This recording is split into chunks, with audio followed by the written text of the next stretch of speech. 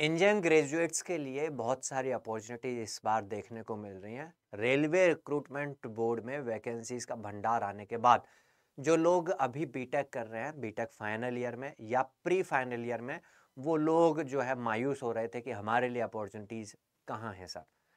तो जो भी थर्ड ईयर के और फाइनल ईयर के स्टूडेंट्स हैं, जो कि अभी जो ये सारे गवर्नमेंट सेक्टर्स थे जिनकी वैकेंसीज आउट होकर के चुकी हैं, उनमें आप लोग एलिजिबल नहीं थे, लेकिन वो सारी शिकायतें दूर करने के लिए इस बार नहीं, हर बार आता है गेट का examination. Graduate aptitude test for engineering जो है, यह एग्जामिनेशन हर साल कंडक्ट होता है। इस बार का भी जो नोटिफिकेशन है आउट हो चुका है, उसी के बारे में एक शॉर्ट में हम यहाँ पर डिस्कशन करेंगे। तो मैं आपको बताता चलूँ, जो भी थर्ड ईयर और फाइनल ईयर के स्टूडेंट्स हैं वो एलिजिबल होते हैं, और ना केवल मेन ब्रांचेज में civil, electrical, mechanical, electronics, computer science, instrumentation के अलावा डिफरेंट तमाम ब्रांचेज बीटेक की जो होती हैं, उसके अलावा साइंस ग्रेजुएट्स के लिए भी और कुछ ह्यूमैनिटीज और कॉमर्स के सब्जेक्ट के लिए भी ये एग्जाम जो है कंडक्ट होता है। चलो तो बढ़ते हैं नोटिफिकेशन की तरफ। तो ये कहलाएगा गेट 2025, क्योंकि इसका एग्जाम होगा फेब में। ठीक है, तो इस गेट 2025 का नोटिफिकेशन आउट हो चुका है। यहाँ पर डिफरेंट डिफरेंट जिन ब्रांचेस के लिए अगर हम बात करें, एरोस्पेस, एग्रीकल्चर, बायोटेक्नोलॉजी, बायोमेडिकल, मतलब बहुत सारी ब्रांचेज जो है, सारी जो है physics, production, engineering science, humanities, social science, इन सभी के लिए जो है यहाँ पर ये होगा। और 2 पेपर कॉम्बिनेशन इस बार भी यहाँ पर रहने वाला है। मतलब यहाँ पर आप एक अपना जो इलेक्ट्रिकल इंजीनियरिंग है उसके साथ एक दूसरा पेपर भी जो है फिल कर सकते हो, और उसी के अकॉर्डिंग जो है एग्जाम की डेट्स का शेड्यूल भी होता है, तो ऐसा ओवरलैप होता नहीं है।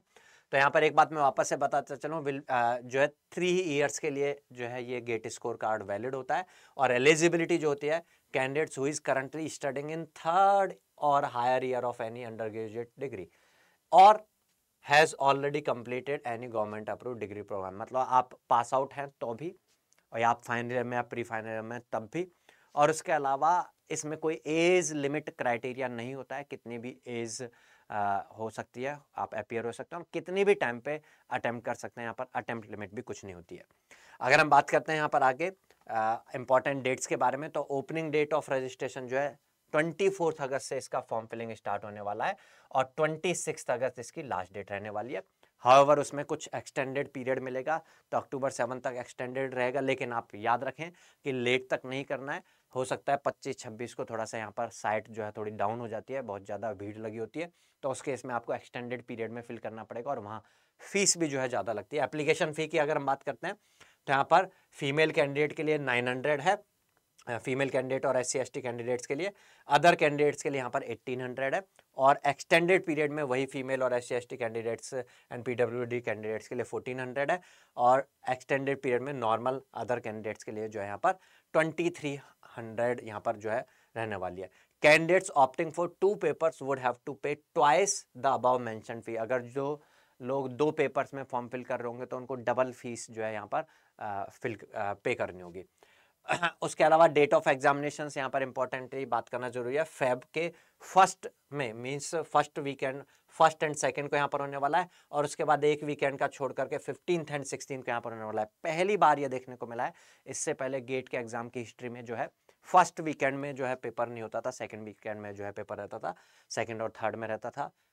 अभी यहाँ पर first weekend and third weekend में जो है एग्जाम यहाँ पर रहने वाला है, और इन दोनों डेट्स पर फोरनून एंड आफ्टरनून 2 सेशंस में जो है पेपर रहेगा। एप्लीकेशन पोर्टल जो है यहाँ पर इस बार गेट IIT आर्मी IIT रुड़की कंडक्ट करवा रही है, तो एप्लीकेशन पोर्टल और GSP जो वेबसाइट का जो पोर्टल होगा वो यहाँ पर आपको मिलेगा। तो इसी में ऑनलाइन मोड में आपको फिल करना है। फीस वगैरह पे करने के ऑनलाइन मोड्स होते हैं, आप उनसे फीस पे कर सकते हैं। तो ये एक बेहतर अपॉर्चुनिटी है, क्योंकि थर्ड ईयर के जो स्टूडेंट्स इस बार पेपर अटेम्प्ट करेंगे, उन लोग को अगली बार के लिए भी एक्सपीरियंस रहेगा, और इस बार ही बहुत अच्छा अगर स्कोर कर लेते हैं तो ये स्कोर कार्ड 3 ईयर्स तक जो है वैलिड रहेगा। मतलब आप फाइनल ईयर पास आउट करने के बाद जो भी PSUs जो इसके बेसिस पर आपको कॉल करेंगे, स्कोर कार्ड के बेसिस पर, तो आप उनके लिए एलिजिबल हो जाएंगे, तो आप अप्लाई कर सकते हैं उसमें। और जो अभी फाइनल ईयर में होंगे, फाइनल ईयर हो रही होगी आपकी, चल रही होगी, उसी टाइम पर रिजल्ट आ चुका होगा, और उस टाइम पर भी आप एलिजिबल होते हैं, जो भी फाइनल के एस्पिरेंट्स। और जो पास आउट है उनके लिए तो खैर इस तरह का कोई कंस्टेंट नहीं है, बट जो स्कोर कार्ड है वो 3 ईयर्स तक वैलिड जो है यहाँ पर रहता है। आप आगे फर्दर स्टडीज़ का प्लान कर रहे हो सकते हैं, आईआईटी में जाके एमटेक करने का प्लान कर सकते हैं। उसके अलावा कुछ फॉरेन यूनिवर्सिटीज़ में भी गेट स्कोर कार्ड के बेसिस पर आपको हायर स्टडीज़ के लिए जो है एलिजिबिलिटी जो है मानी जाती है। तो मुझे लगता है कि ये एक बहुत अच्छी और एक प्रेस्टीजियस एग्ज़ाम है। हम कह सकते हैं कि इंजीनियरिंग का सबसे प्रेस्टीजियस एग्ज़ाम इज़ गेट।